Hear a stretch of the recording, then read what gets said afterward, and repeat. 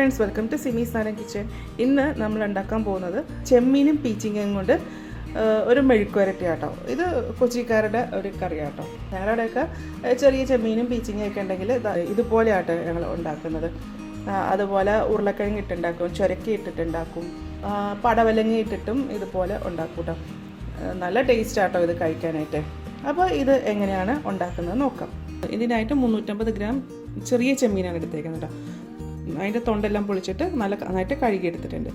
ഇതുണ്ടാക്കാൻ വേണ്ടിയിട്ട് ചെറിയ ചെമ്മീനാണ് നല്ലത്. പിന്നെ വേണ്ടത് പീച്ചിങ്ങ. അത് ഞാൻ 2 എടുത്തിട്ടുണ്ട് കേട്ടോ. ഇത് നല്ല വലിയ പീച്ചിങ്ങ ആയിട്ട് എടുത്തേക്കുന്നത്. പക്ഷേ ഇത് വെന്ത് കഴിയുമ്പോൾ കുറച്ചേ ഉണ്ടാവുള്ളൂ. അപ്പോൾ പീച്ചിങ്ങയൊക്കെ അത് ഓരോരുത്തരുടെ ഇഷ്ടം അനുസരിച്ചിട്ട് അധികമോ കുറവോ എങ്ങനെയാണെങ്കിലും ചേർക്കാം കേട്ടോ. ഇത് ആദ്യമേ തന്നെ ഒന്ന് കഴുകണം കേട്ടോ. കഴുകിയതിന് ശേഷമാണ് ഇത് അരിയേണ്ടത്. എന്നുവെച്ചാൽ അരിഞ്ഞ് കഴിഞ്ഞാൽ ഇത് കഴുകാൻ പറ്റത്തില്ല. എന്നുവെച്ചാൽ ഇത് ഭയങ്കര സ്പോഞ്ച് പോലത്തെ സാധനം അത്. അപ്പോൾ ഇതിൽ നന്നായിട്ട് വെള്ളം പിടിക്കുകയും ചെയ്യും കേട്ടോ. അപ്പോൾ ഈ പീച്ചിങ്ങയുടെ പുറത്ത് ഒരു ഞരമ്പ് പോലെ കാണുന്നുണ്ടല്ലോ, അത് ചെത്തിക്കളയണം. അപ്പോൾ നമുക്ക് ഇങ്ങനത്തെ പീലർ ഉണ്ടെങ്കിൽ അതോ അല്ലെങ്കിൽ കത്തി വെച്ചിട്ടോ ഇങ്ങനെ കളയാം. ഇതുപോലെ ഇങ്ങനെ ചിരണ്ടിയാൽ മതി. തൊലി ഫുള്ള് പോകണ്ട. ആ പുറമേ ഇങ്ങനെ പൊങ്ങി നിൽക്കുന്ന ഒരു ഇങ്ങനെ ഒരു മുള്ള് പോലത്തെ ഈ ഒരു ഭാഗം ഉണ്ടല്ലോ, അത് മാത്രം കളഞ്ഞു വെച്ചാൽ മതി. ഈ സാധനം അങ്ങനെ അധികം ആൾക്കാർ കണ്ടിട്ടുണ്ടാവില്ല. ഇത് എറണാകുളത്തൊക്കെ ഇത് നല്ലപോലെ കിട്ടും കേട്ടോ. ഇതിന് ഞങ്ങൾ പീച്ചിങ്ങ വേറെ ടൈപ്പ് പീച്ചിങ്ങ ഉണ്ട്. അത് നമ്മൾ മേല് തേക്കാനൊക്കെ ഉപയോഗിക്കുന്നത് കേട്ടോ. ഇതല്ല, ഇതിങ്ങനെ കറി വെക്കാനായിട്ട് ഉപയോഗിക്കുന്നത് ഇങ്ങനെ നീളത്തിലുള്ള പീച്ചിങ്ങ. ഇതുപോലെ ഇതിൻ്റെ ഞരമ്പൊക്കെ ഇതിൻ്റെ പുറമേയുള്ളത് കളഞ്ഞതിന് ശേഷം ഇത് നമുക്ക് വട്ടത്തിൽ മുറിക്കാം. ഇത് ചെറിയ കഷ്ണങ്ങളായിട്ട് തന്നെ മുറിക്കാം കേട്ടോ. ഇതുപോലെ ഇങ്ങനെ വട്ടത്തിൽ മുറിച്ചതിന് ശേഷം ഇതിനെ നമുക്ക് വീണ്ടും ചെറുതായിട്ട് മുറിക്കണം. ഇതുപോലെ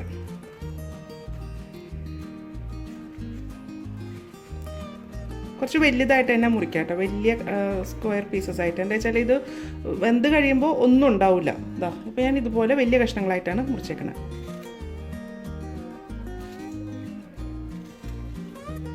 ഇതുപോലെ നമുക്ക് എല്ലാം ഒന്ന് ആക്കിയെടുക്കാം. ഇതേപോലെ വലിയ പീസസ് ആയിട്ടാണ് അരിഞ്ഞേക്കണം. ഇതിപ്പോൾ ഒരു വലിയ ചട്ടി നിറച്ചുകൊണ്ട്, പക്ഷേ ഇത് വെന്ത് കഴിയുമ്പോൾ ഒന്നും ഉണ്ടാവില്ല കേട്ടോ. കുറച്ചേ ഉണ്ടാവത്തുള്ളൂ. ഇതിൽ നിറച്ചും വെള്ളമായിരിക്കും കേട്ടോ. പിന്നെ ഇത് നല്ലപോലെ പിഞ്ചുവാണത്. ഇനി നമുക്ക് കറി ഉണ്ടാക്കാം. ആദ്യമേ ചെമ്മീൻ ചട്ടിയിലേക്ക് മാറ്റാം. ഇതിലേക്ക് ഒരു 1/4 കപ്പ് വെള്ളം,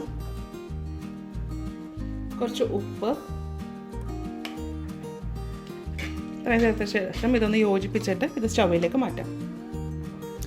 ഈ ചെമ്മീൻ നന്നായിട്ട് തിളച്ചിട്ടുണ്ട് കേട്ടോ. അപ്പോൾ ഇനി ഇതിലേക്ക് ഇത് ഇളക്കിയതിന് ശേഷം അരിഞ്ഞു വെച്ചിരിക്കുന്ന പീച്ചിങ്ങ അത് മുഴുവനായിട്ട് ഇതിൻ്റെ അകത്തേക്ക് ഇടാം.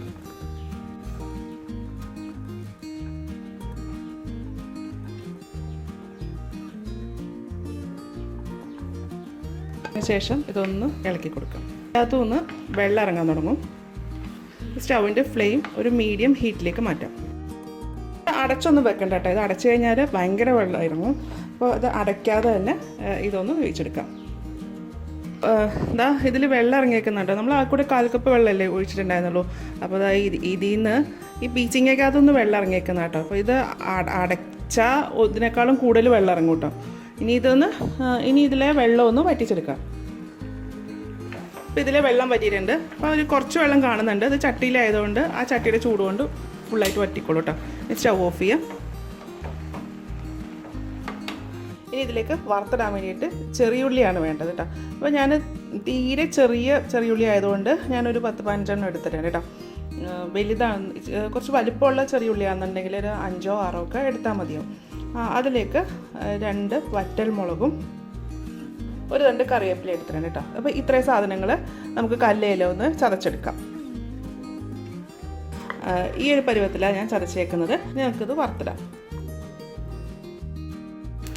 ഒരു ചീനച്ചട്ടി ചൂടാക്കിയിട്ട് ഇതിലേക്ക് ഒരു 4 ടേബിൾ സ്പൂൺ വെളിച്ചെണ്ണ ഒഴിക്കാം.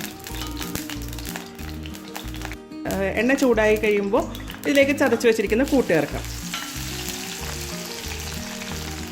1/4 ടീസ്പൂൺ മഞ്ഞൾപ്പൊടി. ഇനി ഇതൊന്ന് മൂപ്പിക്കണം. നല്ല പോലെ അങ്ങോട്ട് മൂത്ത് പോകണ്ട, ഒന്ന് ചെറുതായിട്ടൊന്ന് വാടി വെച്ചാൽ മതി. അപ്പോൾ ഇത് ആയിട്ടുണ്ട്. ഇതുപോലെ കേട്ടോ. ഇനി ഇതിലേക്ക് നമ്മൾ വേവിച്ച് വെച്ചിരിക്കുന്ന ചെമ്മീനും പീച്ചിങ്ങയും ചേർക്കാം.